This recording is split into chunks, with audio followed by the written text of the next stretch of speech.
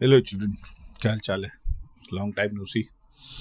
मैं तो एक्चुअली बहुत दिनों से मन कर रहा था एक वीडियो बनाने का, लेकिन वीडियो बनाने का समझ में नहीं आता किस टॉपिक पे बनाए, क्योंकि लाइफ इतनी ज़्यादा कॉम्प्लिकेटेड हो गई है और ये सिरे पकड़ में नहीं आ रही यार, कौन किधर जा रहा है ना। ओके, मैं थोड़ा समझाता हूँ। बात ऐसी कि once upon a time cold war नाम की एक चीज़ हुआ करती थी। यूएसएसआर नाम की एक कंट्री भी हुआ करती थी, जो जिसका एक हिस्सा अब रशिया करके बचा हुआ है ना। तो यूएसएसआर में यूक्रेन भी होता था। तो एक उधर लड़ाई चल रही है, हम उस लड़ाई की बातचीत नहीं कर रहे हैं, है ना। तो दूसरी लड़ाई चल रही है इराक, सॉरी, ओ देखा, फिर वो इराक ईरान निकल गया था मुझसे। ये भी लड़ाई पहले होती थी, पर बहुत सालों तक चली। इस लड़ाई में कौन कौन थे? उसमें लड़ाई में थे आपके शिया और सुन्नी मेजरली। ये लड़ाई थी इराक और ईरान की, बहुत दिनों तक चलती रही। बहुत सालों तक इनके फटे चलते रहे, छोटे मोटे, इसराइल के और मिडिल ईस्ट की कंट्रीज़ के, गाज़ा के, है ना, फ़िलिस्तीन के। तो उससे पहले ये हुआ करते थे हमारे पाकिस्तान के साथ, उल्टे सीधे फटे होते रहते लोगों के।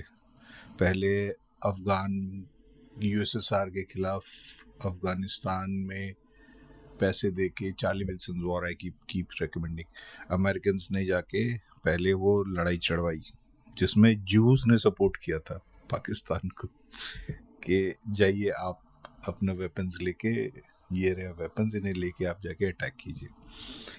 फिर आपके ये बुक है, बुक पढ़ लीजिएगा, बुक पढ़ने का शौक है, चार्ली विल्सन वॉर। फिर हमारे इंडिया पाकिस्तान में ऑलरेडी पंगा चलता रहता था। इंडिया ने हमेशा डिसाइड किया था कि हम थोड़ा सा अलग ही रहेंगे। थे हम रशिया के साथ हमेशा से ही, है ना, बट सामने से नहीं थे कि हमें सपोर्ट तो चाहिए था।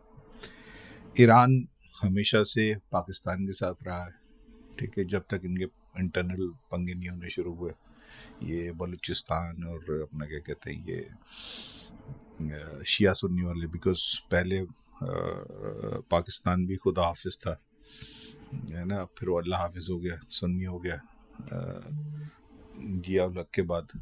तो तब से प्रॉब्लम और बढ़ती जा रही है ना।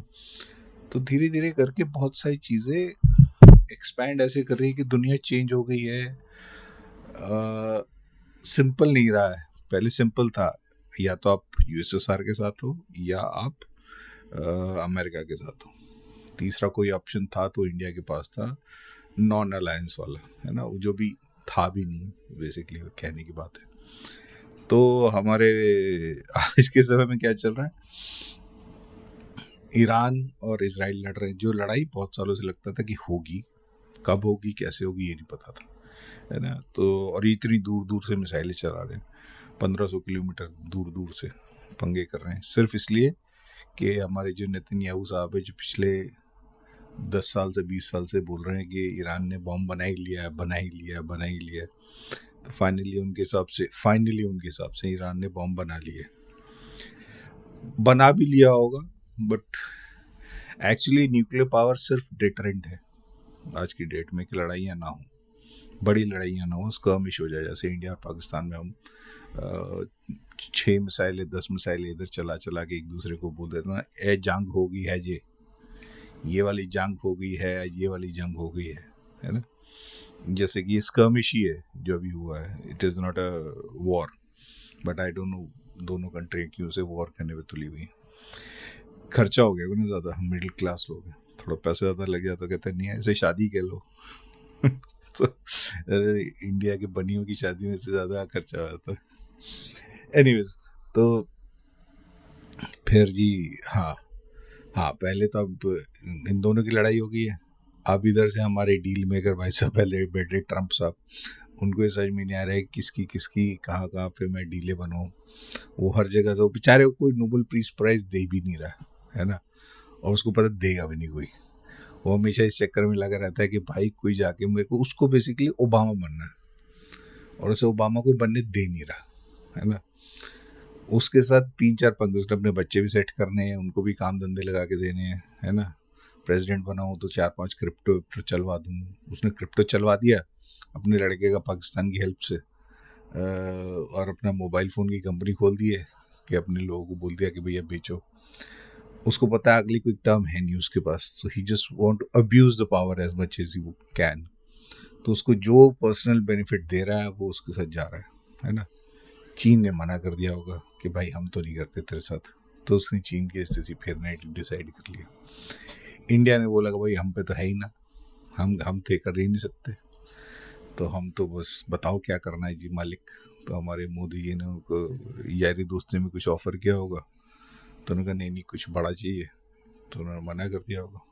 तो बाकी दोस्त लोग तो हैं ही, बट रियल एस्टेट का काम तो इंडिया में ट्रम्प टावर्स का काफ़ी चल रहा है ना, तो भगवान जाने क्या हो रहा है ना। फिर बचे हमारे, हाँ इधर ये दो लड़ाई हो रही है इधर से। अच्छा पाकिस्तान का जो मुनीर है, तो मुनीर को उसने ऑनरेबल बोला है। ऐसे मुझे याद है कि इंडिया में भी ना एक समय मुशर्रफ को हिज एक्सीलेंसी बोला था जसवंत सिंह ने, कारगिल वॉर के बाद जब वो आया था, तो उसको इज्जत दी गई थी काफ़ी ज़्यादा कि भाई ये कुछ करेगा, मतलब he is the one person who we can talk to in Pakistan की, भाई यही लोग हैं मेन अथॉरिटी। तो खैर वो भी शायद इसी चक्कर में ट्रम्प साहब फंसे, एक तो धंधे के चक्कर में, दूसरा अपना क्या कहते हैं, उनको पता है मेन प्राइम मिनिस्टर तो यही है, मालिक तो यही है, इसी को बुलाओ। तीसरा अपना क्या कहते हैं, जब भी इन्होंने किसी और को मरवाना होता है ना पाकिस्तान की आर्मी की यूज़ करके, या इनका लैंड यूज़ करना होता है, जैसे ईरान के बगल में है पाकिस्तान, तो उन्होंने पाकिस्तान को पटा के ईरान की इस्तीसी करनी होगी। ईरान की इस्तीसी करने अब इन्हें कोई दिक्कत नहीं है, क्योंकि हरामी तो है ही है पाकिस्तान, शुरू से ही किसी के बाप का सगा नहीं हुआ।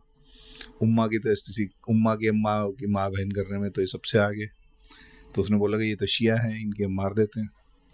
तो उसको बुलाया, खाना वाना खिला के, उसको शगुन का लिफाफा पढ़ा के, ट्रम्प अंकल ने बोला होगा कि बेटा अब आपने ना,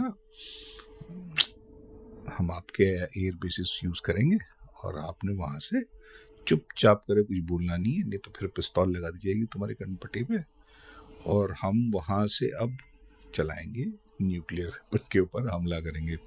तो उनका ठीक है बाबू जी, वो वहाँ से जाके फ़ोटो खिंचा के आ गया, ऑनरेबल बन के वापस आ जाएगा थोड़े दिनों में। अब आते ही इसको थोड़े दिनों में डिक्लेयर कर देंगे, इसको यार सीधा सीधा पूरा ही बना दो ना प्रेसिडेंट, इसको पूरा प्रेसिडेंट बना देंगे, ये अपना चिल करेगा, है ना। इंडिया वाले बिना बात पे अपने आप को परेशान हो रहे हैं कि भाई हमारी बेइज्जती होगी, उसको मुनीर को इज्जत। भाई तुम उसको इतना सीरियसली क्यों लेते हो? पाकिस्तान को इतना सीरियसली लेने की क्या जरूरत है? लेट इट डाई, उसको मुसलमान ही मारेंगे। कुछ दिन हमारे यहाँ से वैसे ही जाके मारा है उसको, पाकिस्तान को वैसे ही खत्म करेंगे, क्योंकि जितना उसने मुसलमानों का पहला देश होने के लिए, मतलब जैसे कि ना हमने इंडिपेंडेंस ली थी दुनिया से और हमने पहला रिलीजन के बेस पे कंट्री बनाई थी, तो उस दिन किसी दिन सारे मुसलमान इकट्ठे होकर मारेंगे कि इन हरामियों ने सबके साथ तो गद्दारी कर ली है। अफगानिस्तान की एसटीसी की, इंडिया के मुसलमानों के साथ गद्दारी की, पूरी दुनिया में जहाँ पे जिधर भी मुसलमान है सबके साथ, अभी ईरान के साथ करने वाले हैं। तो क्या ही बोले इन लोगों का कोई दीन ईमान नहीं है यहाँ पे, बिल्कुल सेट बैठता है, पाकिस्तान का कोई दीन ईमान नहीं है। तो ये है भाई मज़ेदार, तो यहाँ तक बात चल रही है। फिर हमारा तो सिंपल कहानी तो ये है कि अगर थर्ड वर्ल्ड वॉर होगी, मुझे लगता तो नहीं अभी भी कि होगी, क्योंकि ये थोड़े दिनों में सेटल हो जाएगा यूजुअली। अब मुझे I keep on changing my mind, जैसे पहले पता था ना ये, अब मुझे इनका रोल समझ में आता है अमेरिकन्स का, कि अमेरिकन्स कैसे वॉर्स रुकवा देते थे।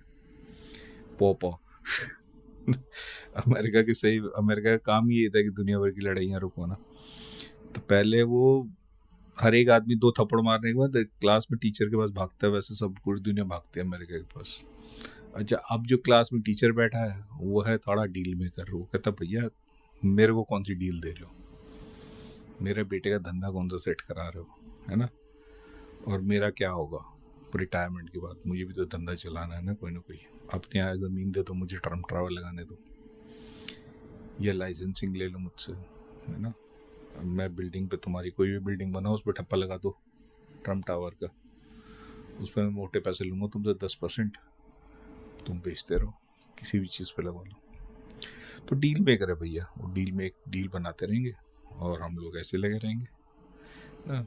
It is very important to have a leader. अभी दुनिया की और ऐसी होनी है, इधर से बांग्लादेश वाले को, गधे को, यूनुस को चाबी दे दिए। But we should not be worried about all these people यार, मतलब इनको क्या है, इनका तो वैसे ही छोड़ दो इनको अपने हाल पे। इनको सबसे बड़ा इलाज, इन लोगों को ब्लॉक कर दो, अपने काम पे ध्यान दो और इन लोगों को अपने सिस्टम से ब्लॉक कर दो। That's the only thing that we can do, है ना। चलो बाय।